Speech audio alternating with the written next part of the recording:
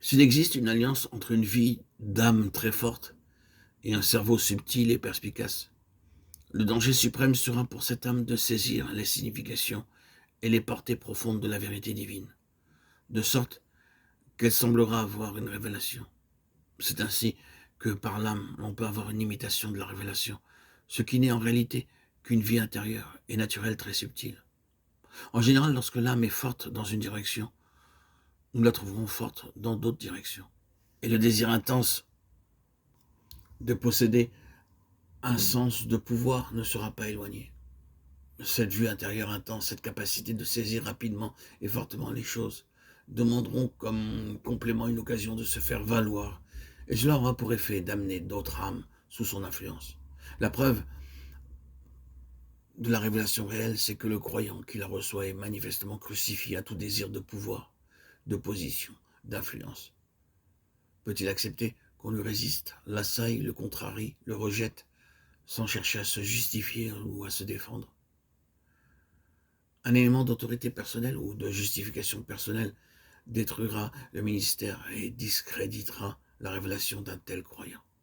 Oh, le danger qu'il y a à vouloir se saisir de la vérité divine pour s'en servir. Dieu a pourvu à toute protection sûre contre cette sorte de choses parce qu'il est vraiment de lui-même. La communion, les relations fraternelles, la solidarité dans l'Église qui est son corps ne sont pas seulement des privilèges ou des facteurs spéciaux dans une vie chrétienne. Ce sont des lois fondamentales pour sauvegarder les intérêts divins, des dangers de l'indépendance et de l'autorité personnelle. C'est pourquoi l'enfant de Dieu qui est dans une position douteuse est invité à écouter l'Église. Si ton frère a péché contre toi, va et reprends-le entre toi et lui seul. S'il t'écoute, tu auras gagné ton frère. S'il ne t'écoute pas, prends encore avec toi une ou deux personnes afin que toute l'affaire soit décidée sur la parole de 2 ou 3 témoins. S'il refuse de les écouter, dis-le à l'Église. Matthieu 18, 15, 17. Cela signifie l'abandon de tout jugement personnel et ouvre la voie au jugement spirituel d'une Église spirituelle. Ceci à son tour, pourvu que l'Église marche dans la lumière, place les enfants de Dieu sous la souveraineté de Christ, le chef, la tête suprême de l'Église, qui est son corps. Éphésiens 1, 22. Nous soumettre les uns aux autres dans la crainte de Christ. Éphésiens 5, 21. C'est quelque chose qui sape toute base sous les pieds de Satan. Selon ce principe, le Saint-Esprit n'a jamais fait d'un individu le seul responsable d'une église.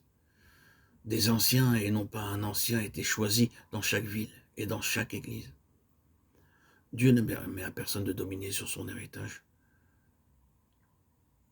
Cela nous introduit dans tout le sujet de l'ordre divin, ce qui nous entraînerait dans une déviation trop grande de notre but présent.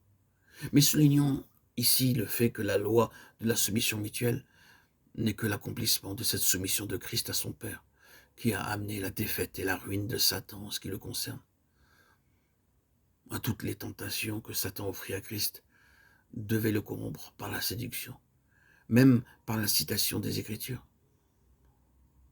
Si Christ avait revendiqué ses droits au lieu de s'en remettre à son Père pour lui obéir à lui seul, Satan aurait triomphé. Oh, quelle valeur, frères et sœurs en Christ, quelle valeur infinie à notre abandon à Dieu.